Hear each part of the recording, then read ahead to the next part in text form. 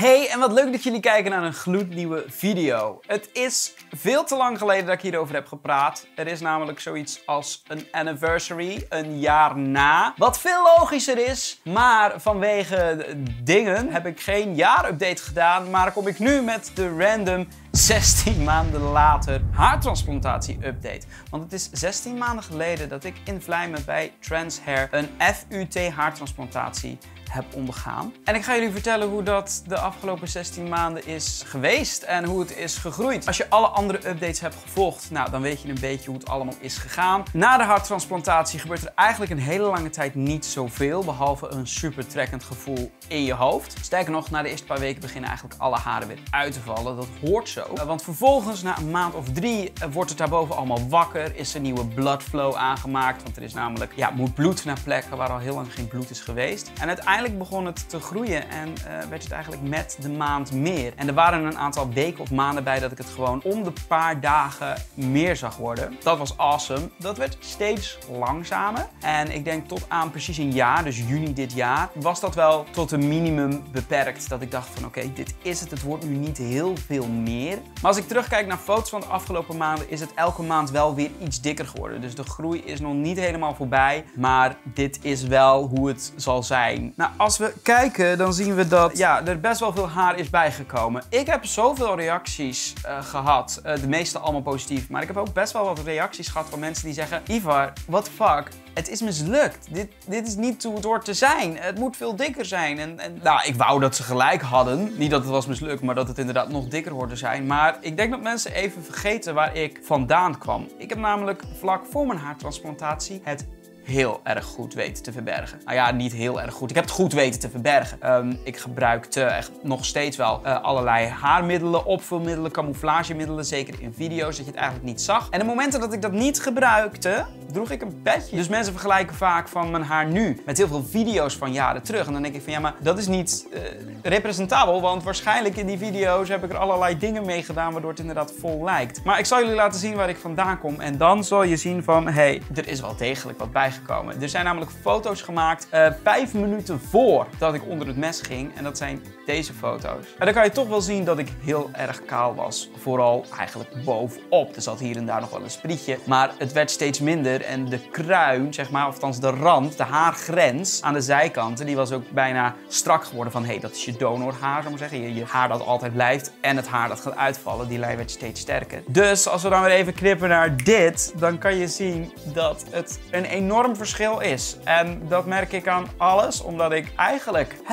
ik heb nog 1 petje, maar de laatste keer dat ik hem heb gedragen, dat was alleen omdat ik van een kater naar een opname moest en ik die ochtend niet kon douchen, dus mijn haar echt alle kanten op zat. Toen droeg ik een petje, maar dat was niet zozeer om te verbergen dat ik kaal was. En daarvoor de laatste keer is lang geleden, waarschijnlijk in de eerste paar maanden na de haartransplantatie. Ik heb niet meer de behoefte om dat petje te dragen, sterker liever niet eigenlijk op het moment. Het gaat super geleidelijk als het over 16 maanden is verspreid, maar het is echt een enorm verschil. Ik ben best wel een visueel persoon. Ik bedoel, ik maak video's. Uiterlijk is belangrijk. En dan bedoel ik niet zozeer van op de oppervlakkige manier, maar het plaatje is belangrijk, laat ik het zo zeggen. Ik bedoel, je verft ook je muur een bepaalde kleur of je neemt een bepaalde auto omdat je dat aesthetically pleasing vindt. Nou, zo kijk ik ook naar mensen. En dan heb ik het niet over lelijk of niet lelijk, maar meer past het in het plaatje. En bij mij vond ik kaal niet staan. Ik vond het in video's niet mooi. Ik vond het niet bij mijn hoofd passen. Dus het is niet zozeer dat ik iets tegen kaal heb en iedereen die kaal is, die moet een haartransplantatie. Maar de ene staat kaal, vind ik.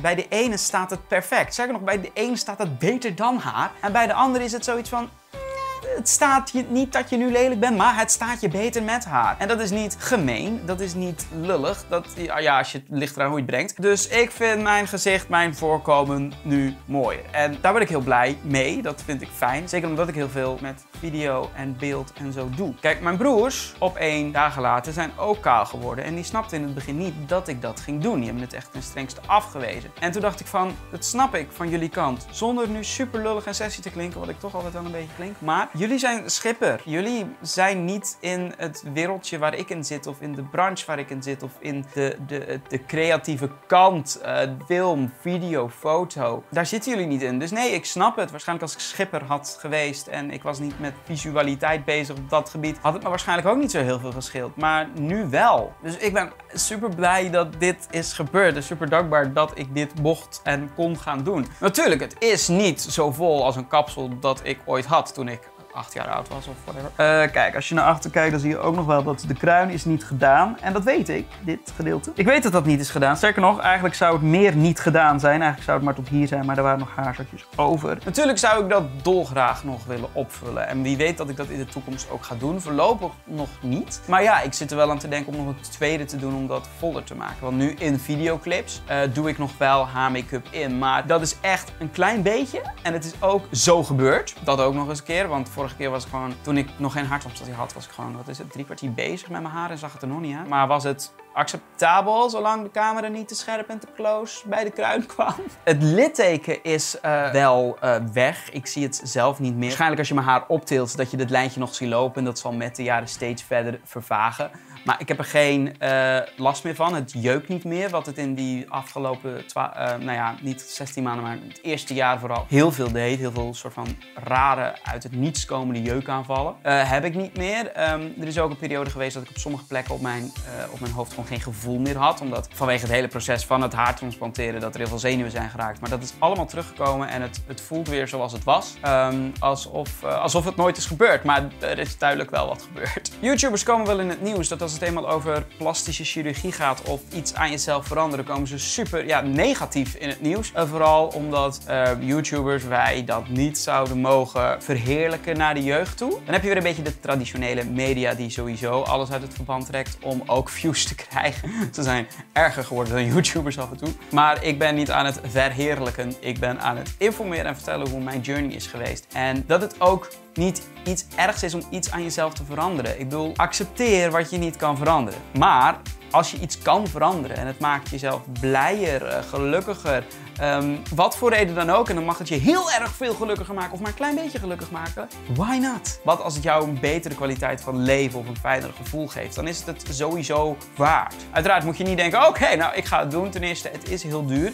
Natuurlijk zijn er risico's aan alles, maar ja, er zijn ook risico's aan het naar school fietsen, misschien zelfs meer risico's. Dus als je daar rekening mee houdt, moet je gewoon altijd thuis zitten. Maar dat kan altijd nog je huis instorten. Dus ja, mensen zeggen van, oh, is een risico. Ik zeg, nou, er is veel een risico, wat we gewoon allemaal doen. We hebben er helemaal van mijn trail af, hè. Bijvoorbeeld mijn oom, die zei ook, dat moest ik niet doen en dat was slecht en bla bla bla bla. En toen hij het zag, dat het was gebeurd, zei hij, oh, dat kan. En oh, wat is het goed gelukt. Dan zie je wel dat soms mensen hun eerste mening ergens vandaan komt, terwijl ze niet echt weten waar het precies over gaat. Maar graag meteen een mening hebben. Dit is ook de laatste haartransplantatie update video. Bij deze is dit hoofdstuk, deze playlist is afgesloten.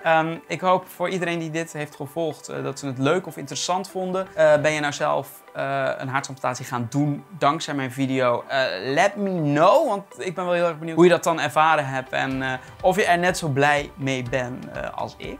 I hope for you. Vergeet ook nog niet even een duimpje omhoog achter te laten. En dan zie ik jullie hopelijk snel weer terug in een volgende video.